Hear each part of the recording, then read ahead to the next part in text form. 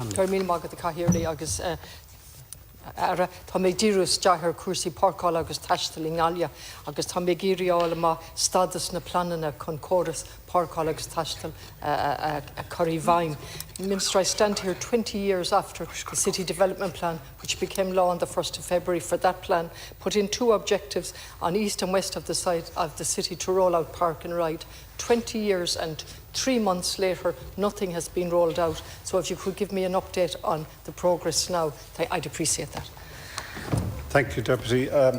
As Minister of Transport, I have responsibility for the policy and overall funding in relation to public transport. The NTA is leading the development and rollout of strategic park and rides nationwide through their Park and Ride Development Office. The NTA established the Park and Ride Development Office in February 2020 and it's been included in our Climate Action Plan since 2019. The function of the office is to enable the delivery of park and ride sites by the NTA in collaboration with local authorities and transport operators such as Éireann Road Éireann across the country. Through the Park and Ride Development Office, full-time specialist resources are now employed on such projects. The Park and Ride Development Office has developed a Park and Ride strategy for Galway. That Park and Ride strategy envisages the development of up to 5 bus-based strategic park and ride sites, 3 for initial development and 2 for further development, and the expansion of rail-based park and ride at Oranmore Station. Work by the Park and Ride Development Office is ongoing in relation to the proposed bus-based park and ride sites on the N6 at the junction 19 Oranmore exit and the N83 just north of Clare Galway.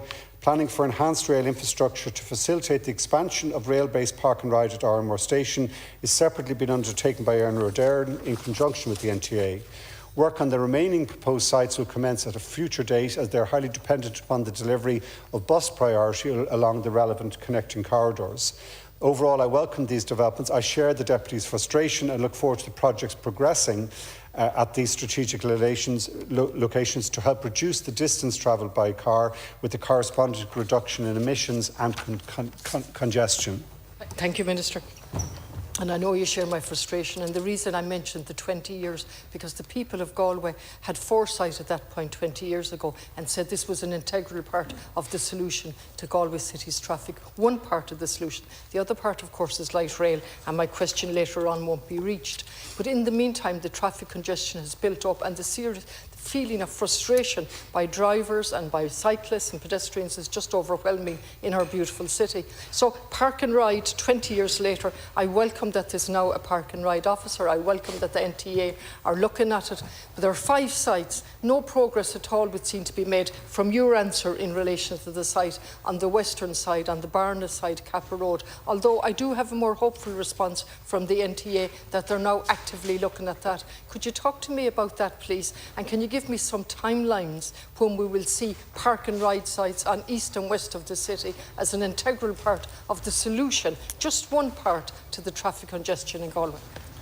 If I can go into some of the detail, just to give you that I've been informed of the MTA on those 3 sites. Firstly, in regard to the N6, M6 at junction 19, 550 space site. The site selection process has led to 2 emerging site options at this junction. It looks now likely that a compulsory purchase order may be required irrespective of which site is selected, and following finalisation of the site selection process, which is expected in the next 2 months, the Park and Ride Development Office will commence design on the selected site with a view to preparing planning consent and the compulsory purchase order documentation later to be delivered, subject to planning consent, to works to start building next year. On the secondly, on the N6, because of the approaching Cluna roundabout, there will be need to bus priority in the westbound direction, probably in the form of hard shoulder bus running will be required, and provision for that bus priority is going to be critical for the project to be able to be developed.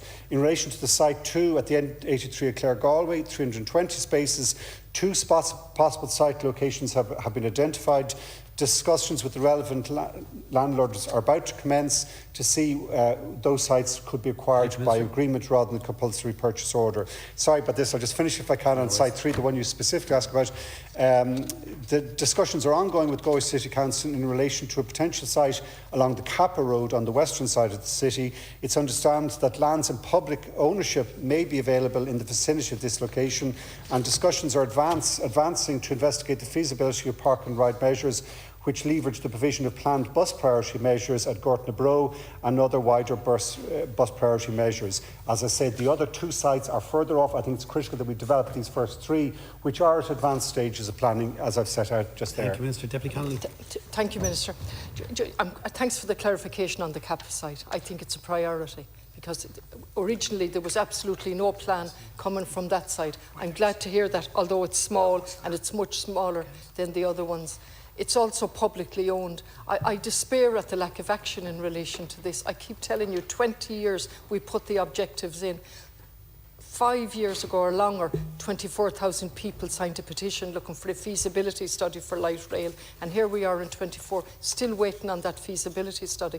I heard my colleague behind me refer to the outer bypass. It was never going anywhere, and my difficulty with the outer bypass was the failure to do other parallel changes to Galway City. And so we've a city that at peak times is absolutely choked with traffic, and it's been allowed to get worse. We need urgent action in relation to park and ride for people coming in from Connemara. The small site I welcome, and I would hope that it would be top of the list for the NTA now and not bottom of the list. Obviously the other 2 sites, which are very big sites, are also very welcome, but I still have no time. Think of a 20-year back, I'm over time, 20-year background. When will we see park and ride operating?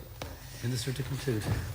First, I agree with you. I have a concern that the waiting for a Galway outer bypass may have seen the authorities not push the pressure and the delivery on the public transport solutions, which I believe will be and the active travel solutions, which I believe will be critical to turning around Galway's transport difficulties into a system that works. And I think, again, the site you mentioned in the West is, in my mind, a particular example of that, because I understand the council may own the land, or public ownership of lands, which could be used as a potential site. So yes, I believe we should advance the various public transport and the likes of park and ride measures, regardless of what the council or other authorities are looking at in terms of the an outer ring road around Galway.